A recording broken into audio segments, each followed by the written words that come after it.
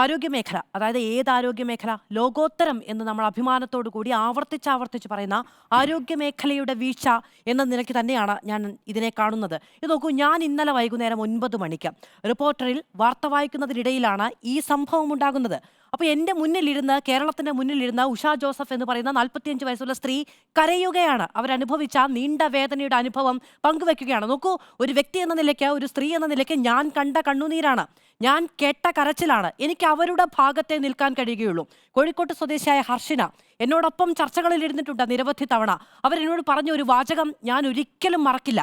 അത് നിങ്ങൾ മാത്രമേ പ്രസവിച്ചിട്ടുള്ളൂ എന്ന് നേരിട്ടുമല്ലാതെയും ചോദിച്ച മനുഷ്യരുടെ ഇടയ്ക്കാണ് ഞാൻ ഈ പോയി 5 വർഷക്കാലവും ജീവിച്ചത് എന്നുള്ളതാണ്. ഒരു സ്ത്രീയുടെ വേദനയ്ക്ക് ശാരീരികമായ വേദന എന്നതിനപ്പുറത്തേക്ക് മാനസികമായ പല തലങ്ങളുണ്ട്. അവർ ചെയ്തിരിക്കണം, ചെയ്തേ തീരൂ എന്ന നിർബന്ധ ബുദ്ധിയോടെ ശഠിക്കുന്ന മറ്റു പല ആവശ്യങ്ങൾ അവരുടെ നേരെ കൈനീട്ടി നിൽക്കും. അതിന് പ്രാപ്തയാകാതെ പോകുമ്പോഴുണ്ടാകുന്ന കുത്തുവാക്കുകൾക്ക് ഒരുപക്ഷെ കത്രികയേക്കാൾ വേദനയുണ്ടാകുമെന്നാണ് ഞാൻ മനസ്സിലാക്കുന്നത്. അതുകൊണ്ട് തന്നെ അത്തരം സാഹചര്യങ്ങളിലേക്ക് എടുത്തെറിയപ്പെടാനുള്ളതല്ല മനുഷ്യരുടെ സാഹചര്യം എന്ന് ഞാൻ വിചാരിക്കുന്നു. അതിനൊരിക്കലും ഒരു സിസ്റ്റത്തിൻ്റെയും വീഴ്ച കാരണമാകരുത് എന്നുകൂടി ഞാൻ വിചാരിക്കുന്നു. ഇത് നോക്കുമ്പം ഈ അതേ സമയത്ത് തന്നെ നേരത്തെ PR സുനിൽ പറഞ്ഞതുപോലെ വലിയ നേട്ടങ്ങൾ നമ്മുടെ ആരോഗ്യ മേഖല കൈവരിച്ചിട്ടുണ്ട്. നമുക്കെല്ലാവർക്കും അറിയാവുന്ന റഹീം MP യുടെ ഭാര്യ അമൃത നമ്മുടെ എല്ലാവരുടെയും സുഹൃത്തായിരിക്കും. തിരുവനന്തപുരം മെഡിക്കൽ കോളേജിൽ ചെന്നതുകൊണ്ട് മാത്രമാണ് അവർ ആ ഘട്ടത്തിൽ ആരോഗ്യാവസ്ഥയെ അതിജീവിച്ച് രക്ഷപ്പെട്ടത് എന്നുള്ളത് വളരെ വ്യക്തിപരമായി നമ്മളൊക്കെ അറിയുന്ന ഒരു കാര്യമാണ്. അങ്ങനെ പല നേട്ടങ്ങളുണ്ടെന്നേ.